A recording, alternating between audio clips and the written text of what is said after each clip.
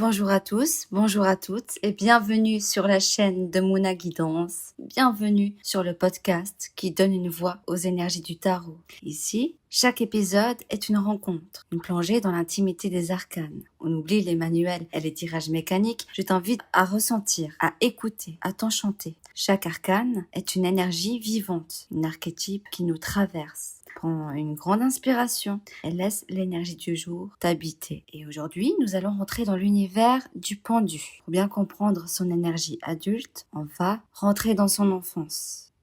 Le pendu, c'est cet enfant qui a grandi dans un environnement où on lui a souvent demandé d'attendre, de faire preuve de patience. Sois patient, attends, ne bouge pas. Ah là là, ce n'est pas le moment.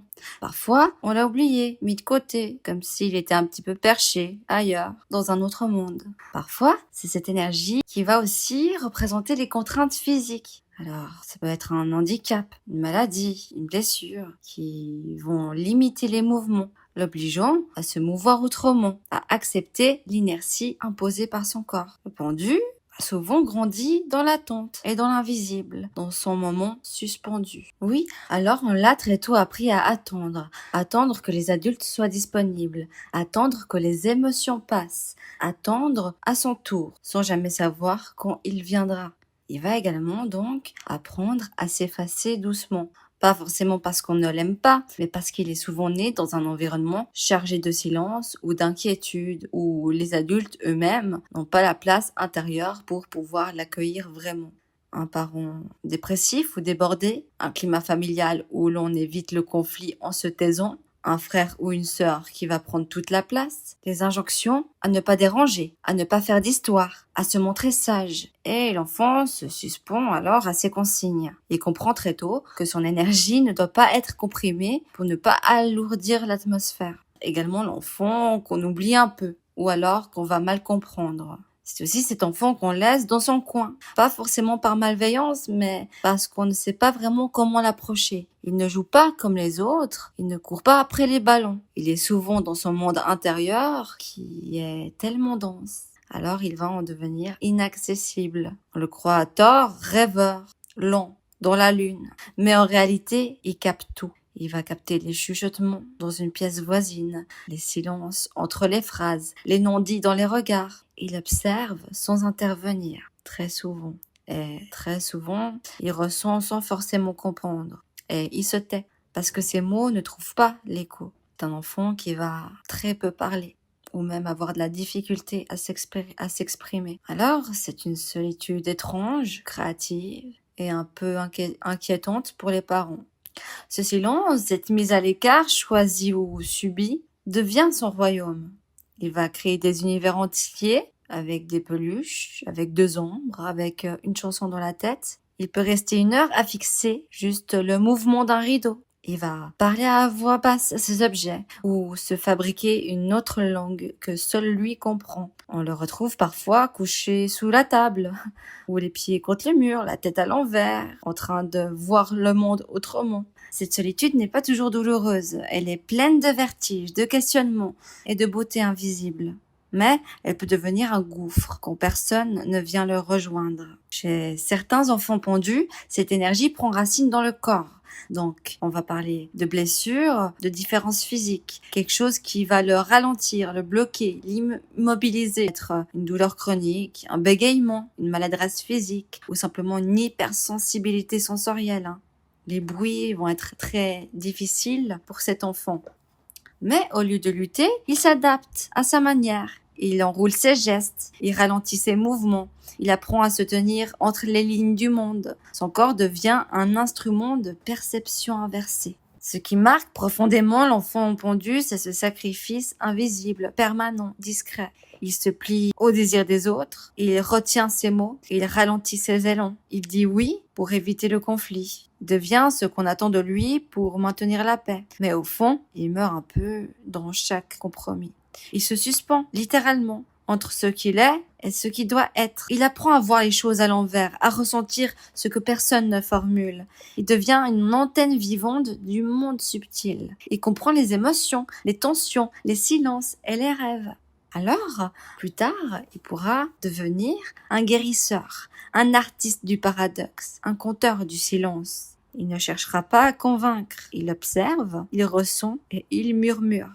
Il développera tout au long de sa vie une sagesse lente, une intuition forte, un regard initié. Ce qui est profondément douloureux pour le pendu, c'est ce sacrifice silencieux qu'il a fait au quotidien. Il met de côté ses envies, ses rêves, sa liberté intérieure pour ne pas décevoir ses parents, pour ne pas créer de conflits, pour maintenir la paix familiale. Mais ce sacrifice a un prix. Ça va revenir à lui comme une sensation d'emprisonnement émotionnel, un poids sur ses épaules, une difficulté à se libérer et à s'affirmer en tant qu'individu. Malgré tout, le pendu développe une profonde empathie, une grande capacité à comprendre les autres, car il a appris à se mettre à leur place, à décoder les attentes non dites, à lire entre leurs lignes. Cette capacité lui permet d'adapter son comportement, mais parfois au prix de son authenticité. En grandissant, le pendu s'adapte au regard des autres. Pour se faire accepter, il doit parfois tenir la tête à l'envers, voir le monde comme les autres, alors que lui, il le perçoit naturellement autrement. Ce caméléon est un maître de l'empathie. Il se met à la place des autres, accepte leur vision, même s'ils ne correspondent pas à la sienne. Dans les parties d'ombre, dans l'enfance, il va souvent ressentir une emprise, une sensation d'être piégé, qu'elle vienne d'un enfermement physique ou psychique, d'une famille trop rigide ou d'un contexte limitant. Le pendu se sacrifie alors pour les autres, mais qui pense à lui? Qui le défend quand il est accusé à tort? Donc oui, dans les parties d'ombre, l'enfance portera la lourde charge du sacrifice non reconnu. Alors oui, quand il va grandir et en faire une force, il va avoir une patience extrême, une capacité à attendre que la situation mûrisse sans perdre son calme. Le pendu va savoir se contrôler, garder ses émotions en silence. Mais en excès, cela peut le conduire à stagner, à ne pas oser prendre sa vie en main, à s'accrocher à des croyances limitantes ou à des peurs qui vont l'enchaîner. Sa quête, c'est celle de la liberté intérieure, d'oser être lui-même, d'exprimer sa propre vision du monde et de sortir de cette position d'attente forcée. Et enfin, d'avancer la tête haute, dans sa vérité. Le pendu t'enseignera que la patience est une force, mais qu'elle ne doit pas devenir une prison. Il faut apprendre à oser dire non, à s'affirmer et à briser les chaînes invisibles. Elle va t'inviter à trouver ta propre foi, à embrasser ta singularité et à comprendre que la réalité change selon les angles où l'on regarde. Si tu tires cette énergie dans un tirage en excès, qu'il y a un trop de cette énergie, donc elle voudra dire que tu perds le fil du réel. Tu flottes, tu attends, tu subis. Tu n'es pas en suspension volontaire. Tu es coincé, pris dans une toile intérieure dont tu n'arrives plus à sortir. Tu auras tendance à attendre indéfiniment avant d'agir, ou une tendance à l'hyper-sacrifice. Tu dis oui à tout, tu t'oublies et tu t'effaces. Il y a également l'auto-enfermement. Tu vas refuser les aides, les élans extérieurs. La spiritualité désincarnée. Tu médites pour fuir, tu pries pour éviter et tu restes en haut au lieu de revenir dans ton corps. Tu crois que te taire est noble, mais tu t'étouffes et tu étouffes. Le conseil alors, lorsque tu as cette énergie en excès, dis non une fois, agis même maladroitement, accepte de redescendre dans le monde, même s'il est bruyant, imparfait, chaotique. Ton regard est précieux, mais il doit être partagé, pas regardé dans l'ombre. Tu n'as pas été mis à l'envers pour rester suspendu éternellement. Tu es là pour voir autrement, puis redonner ce regard au monde. En cas de blocage, s'il n'y a pas assez de pendu dans ta vie, si elle vient en blocage, si cette énergie bloque, d'accord, c'est l'énergie qui n'arrive plus à circuler. Tu refuses l'introspection, tu t'agites, tu veux des réponses immédiates, tu refuses l'attente, tu crains la lenteur. Alors, elle va ressortir en hyperactivité, le refus de s'arrêter, l'incapacité à rester seule ou silencieuse, le besoin compulsif de tout contrôler, de tout comprendre, la peur du vide, de l'attente, de l'inaction. Tu rejoues sans cesse les mêmes erreurs parce que tu ne t'arrêtes jamais assez longtemps pour les comprendre. Donc, le conseil de tout ce blocage du pendu, c'est de ralentir, de s'arrêter même 5 minutes. Suspends ton jugement, suspends ton besoin du résultat. Accepte de ne pas savoir pendant un moment. Regarde le monde sans but, reviens dans ton souffle, dans le moment. Le vide ne va pas te manger, il est ton miroir. C'est dans l'immobilité que tu trouveras la prochaine bonne direction. En prédiction, le pendu peut également indiquer une période d'attente, de stagnation. Mais il rappelle aussi que tu as la clé. Si tu souhaites que les choses bougent, c'est à toi de faire le premier pas. Ne reste pas figé dans l'immobilisme. Reprends le contrôle de ta vie et avance avec confiance. Les green flags de cette énergie, les bons côtés quand elle vibre, ça sera un empathie naturel. Il sera capable de se mettre à la place des autres avec douceur rare. Il comprendra les silences, les non-dits, les douleurs que personne ne nomme. Il aura également une grande sagesse intérieure. Il sait attendre, il sait observer, il sait sentir quand le moment est juste. Alors, il ne précipite rien, il ne force pas. Son calme est un refuge, sa patience est un pouvoir. Il aura un regard unique sur le monde. Le pendu voit ce que les autres ne voient pas. Il vit entre les lignes, capte l'invisible, ressent l'inconscient. C'est un artiste de l'âme, un poète suspendu en voyant le réel caché. Dans les énergies les plus sombres, les pièges de cette énergie, il aura la tendance à la fuite et à l'auto-sabotage. Il peut alors se replier sur lui-même, fuir ses responsabilités, se perdre dans l'inaction. Il trouvera 1000 excuses pour ne pas bouger, pour ne pas s'affirmer et pour étouffer ses élans. Il y aura également le syndrome du martyr. Donc, il se sacrifie pour les autres sans poser de limites. Il devient ce qu'on attend de lui, quitte à trahir ce qu'il est. Alors, il croit qu'il doit souffrir pour mériter l'amour. Il aura également une passivité toxique ou spirituelle. À force d'attendre le bon moment, il peut devenir spectateur de sa propre vie. Il se cachera derrière des concepts spirituels ou des rêves irréalisés pour éviter le réel et finir par croire que l'immobilité, c'est de la sagesse. Alors, passons pour mieux comprendre le pendu, comprendre ses peurs, ses traumas. Il a la peur d'être incompris, voire d'être invisible. Et si je restais toute ma vie suspendue dans l'angle mort? Peur également de décevoir sa tribu. Et si je deviens moi, est-ce qu'ils me rejetteront? Il y aura également peur d'agir et de perdre le contrôle. Et si je me libère, qu'est-ce qui va me retenir encore? Il y a également ces traumatismes, l'abandon émotionnel ou la solitude précoce. Quand il voulait tendre la main, il n'y avait personne. L'interdiction d'exister en tant qu'individu libre. On lui a appris à penser comme eux, mais pas comme moi. Il y a également le conditionnement au sacrifice. Il a cru qu'en se mettant à côté, il aura enfin sa place. Donc, il va devoir apprendre à poser des limites claires et bienveillantes avec les autres. De reconnaître que son bien-être est aussi important que celui des autres. Maintenant, on va regarder quels sont les métiers qui correspondent à ce pendu. Soigner sans intervenir, apaiser sans imposer, accompagner sans diriger. Par exemple, accompagnement en fin de vie, des soignants silencieux, des aidants familiales, des thérapeutes en post-burnout, par exemple. On peut aussi parler de métiers qui vont faire place à l'observation inversée. Regarder là où personne ne regarde, écouter ce qu'on évite. Donc, on peut parler de philosophe marginal, d'analyste sensoriel, d'archiviste des mémoires oubliées. Également, avec le pendu, on ressent des métiers où il ne faut pas suivre le rythme du monde, où il va faire preuve de lenteur. Réapprendre à respirer, par exemple. Proposer des espaces de ralentissement, de pause, d'arrêt. D'être au service du non-urgent, d'un temps long, d'un mûrissement. Donc on peut parler de métiers comme professeur de yoga, d'accompagnement en transition, de thérapeute en ralentissement. Des métiers également où on peut se relier à l'invisible, non pas pour convaincre, mais pour s'aligner. Travailler avec les symboles, les rêves, les sensations, les mondes subtils. Donc, on peut parler de médium, d'énergéticien, d'artisan spirituel.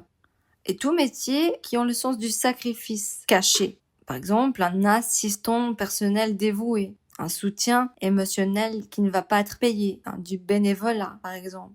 Un parent sacrificiel, tout travail de l'invisible. Par exemple, les métiers où il y a deux vérités en même temps. La lumière et l'ombre, l'attente et la confiance. Comme par exemple exercer des métiers où rien peut se résoudre, mais tout peut se traverser. dans des lieux un peu ambigus, des frontières, des lieux bizarres. On peut parler de médiateur en milieu extrême, de psychanalyste intuitif, d'éducateur en foyer, de clownetriste, et tout métier en rapport avec la retraite volontaire. Un veilleur de forêt, un écrivain qui va se retirer, un marcheur mystique, donc pouvoir travailler dans ces métiers-là. Quels sont les événements dans la vie de tous les jours qui incarnent l'énergie du pendu? Alors, un arrêt imposé, par exemple au travail, donc des burn-out, des arrêts maladie, le chômage.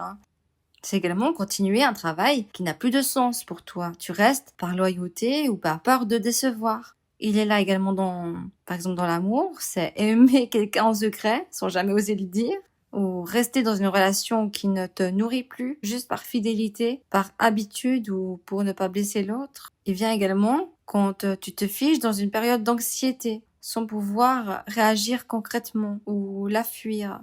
Elle vient également dans une thérapie où tu passes de longs mois sans comprendre ce que ça change, mais tu continues quand même. Le pendu vient aussi quand tu ressens énormément de choses dans une conversation, mais tu ne dis rien.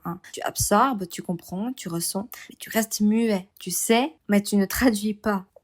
C'est également quand tu reçois des signes ou des intuitions puissantes sans pouvoir vraiment les expliquer ou les partager. Dans la famille, c'est l'enfant ou l'adulte qui ne fait pas de vagues, qui absorbe les tensions sans jamais exploser. Alors, quand cette énergie s'invite dans la vie de tous les jours, elle peut aussi également parler de retraite spirituelle, d'une nuit d'insomnie profonde où tout semble suspendu, d'un moment de dépression, quand tu décides de te sacrifier pour quelqu'un sans rien attendre au retour. Ça peut également être une pause imposée dans une relation, dans un travail, n'importe où. Elle vient aussi indiquer une attente interminable d'un retour d'ex, autour d'un projet, d'une décision. L'impression d'être emprisonné à quelque part. Maintenant, pour connaître un peu plus ce pendu. Comment se comporte-t-il en amour? Qu'est-ce qu'il aime? Alors, le pendu, il ne tombe pas amoureux, il s'abandonne. Il va chercher une relation de connexion profonde, un amour inexpliqué, presque mystique, qui suit aucune logique. Il va être silencieux, il va pas forcément exprimer ses émotions en amour. Il va aimer en attendant. Il n'a pas besoin de paroles. Ça ne veut pas dire qu'il aime pas. Il aime très fort. Il a du mal à faire le premier pas. Il va observer, ressentir et idéaliser. Il va beaucoup donner, parfois trop. Il peut même s'oublier par amour, se sacrifier. Il va être touchant, fragile, intense, mais souvent incompréhensible émotionnellement pour le partenaire. Quant à la sexualité, pour lui, c'est une transe, une offrande. Il aime les rapports profonds, longs, sensoriels, avec une émotion forte. Il va préférer l'attention à l'explosion. Parfois alors, ces fantasmes, ils peuvent venir comme par exemple être pris dans une forme de paralysie choisie ou simulée, être attaché, suspendu, retenu. Pas pour être dominé violemment, mais pour lui pouvoir abandonner son contrôle. Son excitation de paralysie vient du fait de se livrer sans défense, être vu dans sa vulnérabilité. Faire l'amour dans un lieu sacré ou insolite également. Par exemple, une église vide, un grenier abandonné, un espace entre deux mondes. Également, il peut fantasmer sur bonder la bouche, par exemple les yeux, qu'il n'y ait pas de parole, pas de visu. Pouvoir sentir l'autre sans parler. Vivre le contact pur, brut, sans justification. Il aime quand son ressenti est brut, hors narration. Il peut fantasmer aussi d'être guidé, initié, traversé. Il aime qu'on le prenne par la main, mais doucement, qu'on l'amène ailleurs sans le forcer. Il fantasme l'abondance spirituelle et corporelle totale, dans la confiance et dans la lenteur. Lui, dans la relation, il va offrir une écoute absolue, une empathie rare, un espace sûr pour se confier sans être jugé, une présence entière, mais pas toujours visible. Alors maintenant, on va regarder quels sont les personnages qui portent l'archétype du pendu. Alors on peut penser à Quasimodo. Il est isolé, rejeté, enfermé dans une tour, mais il est riche intérieurement. Il observe le monde sans en faire partie. Il aime sans un retour immédiat. Il va se sacrifier pour les autres et vit dans l'attente d'un monde plus juste. Alors Quasimodo, c'est l'archétype du pendu dans toute sa douleur et sa beauté.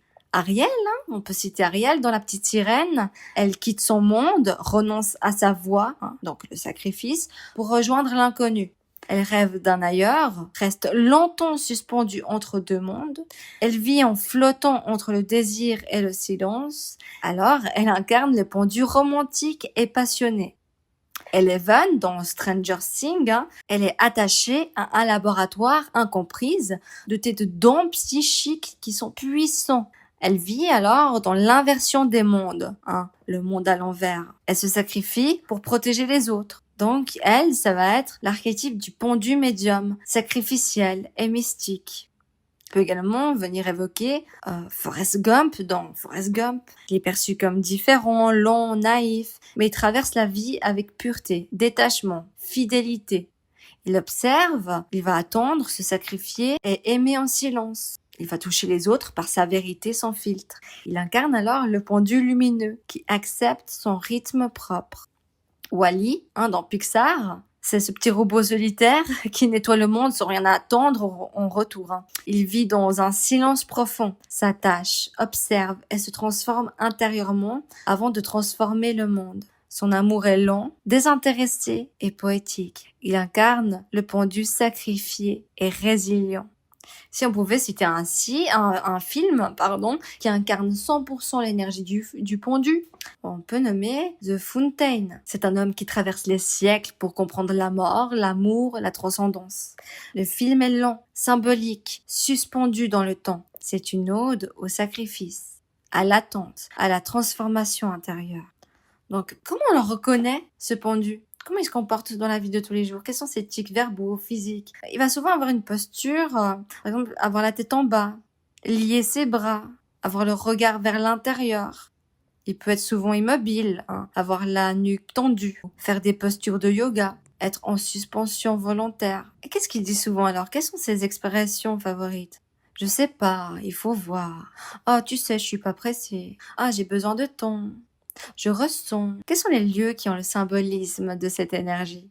On pourrait parler de pont, qui est suspendu entre deux lieux, deux mondes. Une cellule de moine ou un lit d'hôpital. Quelles sont ses croyances limitantes, lui? Il pense que s'il bouge, il va déranger. C'est mieux de ne pas exister que de décevoir. Que sa vérité n'est pas importante. Qu'il doit se sacrifier pour être aimé. Stop, Et si vous avez cette énergie du pendu, stop à ces croyances limitantes, d'accord? On va essayer d'inverser tout ça. Ce que le pendu apprécie profondément chez la génération 2025, il aime sa capacité à explorer l'invisible sans honte. Cette génération parle de leurs émotions, de leurs traumas, des plans subtils, de leur intuition. Alors, je me sens moins seule dans ma perception inversée, dans mes visions, dans mon ressenti du monde, au-delà des apparences. Vous voyez ce que je voyais enfant, sans pouvoir le dire à personne. Ce que j'apprécie le moins dans cette génération, c'est la peur d'ennuyer ou de ralentir. Cette pression constante d'être productif, inspirant, intéressant, rapide. J'aimerais qu'on réhabilite l'attente, le vide, l'ennui, comme si c'était un art sacré. Cette tendance à s'oublier pour correspondre aux cases, aux idéaux, à la perfection spirituelle. Le pendu dit alors, sacrifie l'illusion, pas ton essence. Et si ton blocage n'était pas un obstacle, mais un appel à rester, à sentir, à te voir tel que tu es, sans plus fuir. Ce n'est pas en avançant à toute force qu'on trouve la lumière, mais en osant s'arrêter au bon endroit. Avant de terminer ce podcast sur le pendu, j'aimerais te poser une question. Et toi, dans quel domaine de ta vie ressens-tu que tu t'oublies pour les autres? Et si tu pouvais tout arrêter un instant, sans conséquence, de quoi prendrais-tu le temps de rêver? Merci d'avoir écouté ce podcast jusqu'au bout. Je vous fais plein de gros bisous. À bientôt.